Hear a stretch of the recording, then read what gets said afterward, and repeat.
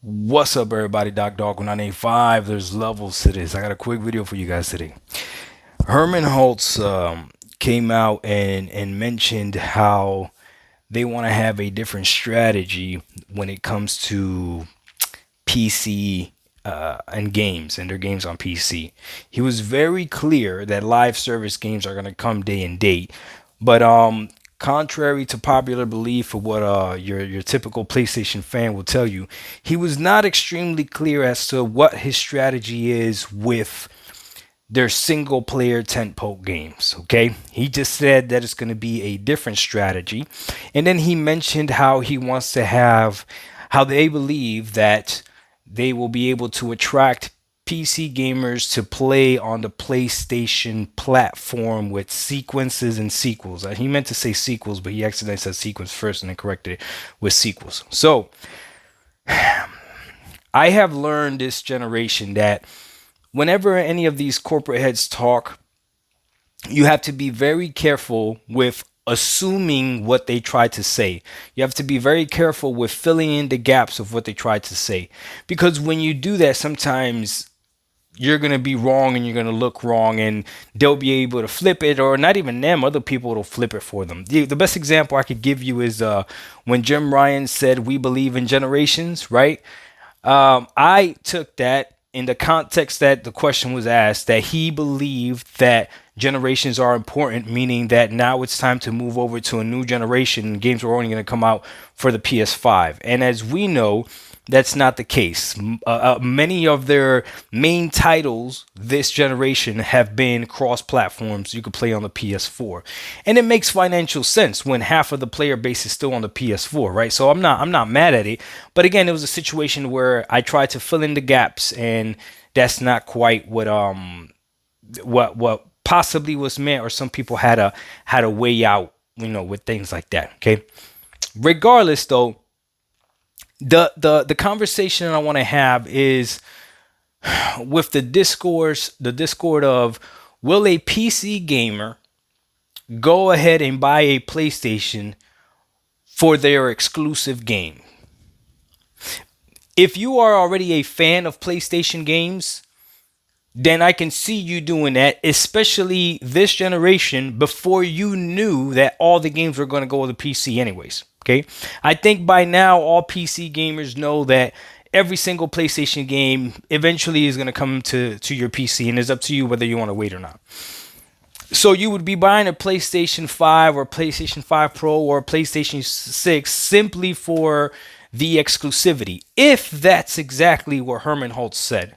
But what I think, and I know this is why you could be wrong when you try to assume things, but I just want you to think about it from this perspective. He said the PlayStation platform, and Xbox is the one that has shown us that a platform is not just tied to a box.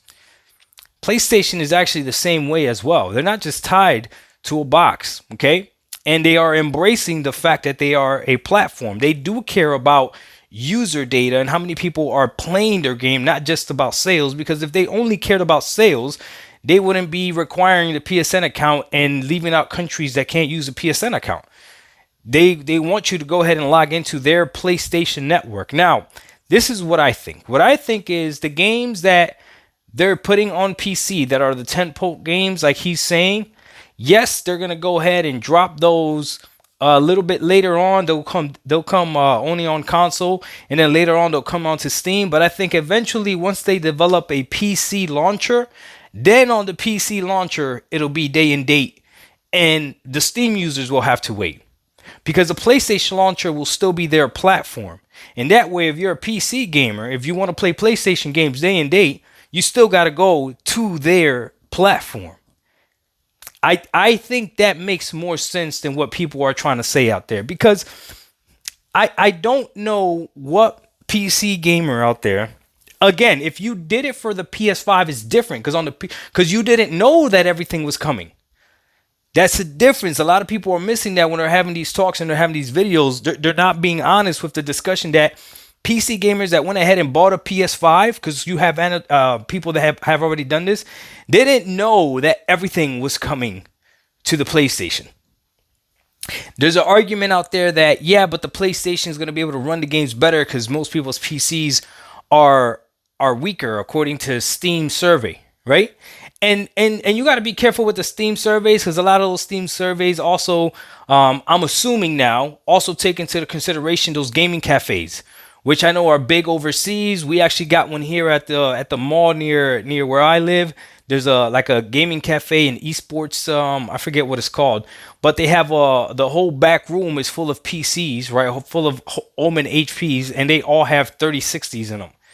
So I'm sure every time somebody logs into that, right, it's logging in as, hey, this is a Steam user that's using whatever, right? But in reality, they got something. They might have something more powerful at home. I don't know. But regardless, if your PC is not strong enough to play these brand new games that you want to play really bad, right? Are you willing to go ahead and spend $500, $550 plus the expense of the game, which is about $70 for these tentpole games, right? So $570, almost $600 for this one piece of hardware to play this one game, or would a PC gamer be more willing to take that money and just simply upgrade their PC? I don't see a world where a PC gamer actually picks the PlayStation 5 over upgrading their PC. I think those gamers that went ahead and got a PS5 already is because they were satisfied with what their PC had. I don't think anyone bought a PS5 because the PS5 was going to outperform their PC. I don't think that's the case, especially not just for one game. But at the end, this is the beauty of all of this. We are about to get real-time data as to whether or not a game can actually get people to buy the console. A single player game can actually get, well, you can't even call it a single player game because it's not a single player game. But Grand Theft Auto 6 is only coming out on console. If you're a PC gamer and you want to play Grand Theft Auto 6, you will either wait for it to come to PC, which you know it eventually will, or you go ahead and get yourself a PS5 or an Xbox. I don't know of any PlayStation game that has more pull than Grand Theft Auto 6. I don't. I know of an Xbox game that has more pull than Grand Theft Auto 6, and that would be Call of Duty, right? But I don't know of a PlayStation game that has more pull than Grand Theft Auto 6 as far as being able to pull people away from something. What game is bigger than Grand Theft Auto 6? What game is bigger than Grand Theft Auto? I don't see it. I don't see it. So if Grand Theft Auto 6 doesn't make PC gamers buy a PlayStation, I don't see what game does. I'm just being honest with you. I just don't. So that's the beauty of all this. We can wait and see if we have real-time data.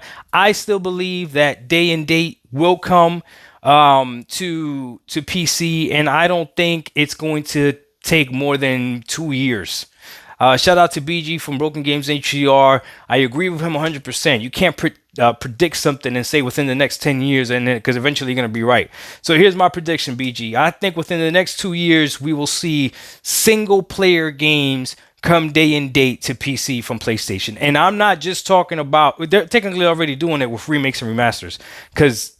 So technically I'm already right. But I'll even go a step further. I'm not talking about remakes or remasters. I'm talking about real not first person, single player, brand new titles coming day and date to PC. Now, is it via a launcher? Is it via Steam? I don't know, but I think within the next 2 years, PlayStation makes that move, and then it'll be, if you're playing on console, it's simply because you like the ease of use of console, which there's nothing wrong with that. And the consoles are very powerful, and in a lot of scenarios, you might be better off having a console than having a PC. But if you have a decent PC, that's another misconception. People think that you got to have a real high-powered PC. You really don't. If you got a decent PC, you're going to be all right with the majority of these games. I'm just being honest with you. But let me know what you guys think. Grand Theft Auto 6 will come out, and that'll be the title that'll definitely let us know whether or not there's a game that can make PC gamers move. I don't think a sequel to any God of War, a sequel to any Last of Us, a sequel to any Spider-Man is going to make a PC gamer move to PlayStation now that they know all games are coming to PC. That's the key difference. The beginning of this generation, nobody knew that every single game was coming to PC. We know the whole slate is coming. Doc Dog 1985, there's levels to this. Let me know what you guys think. We out. Peace.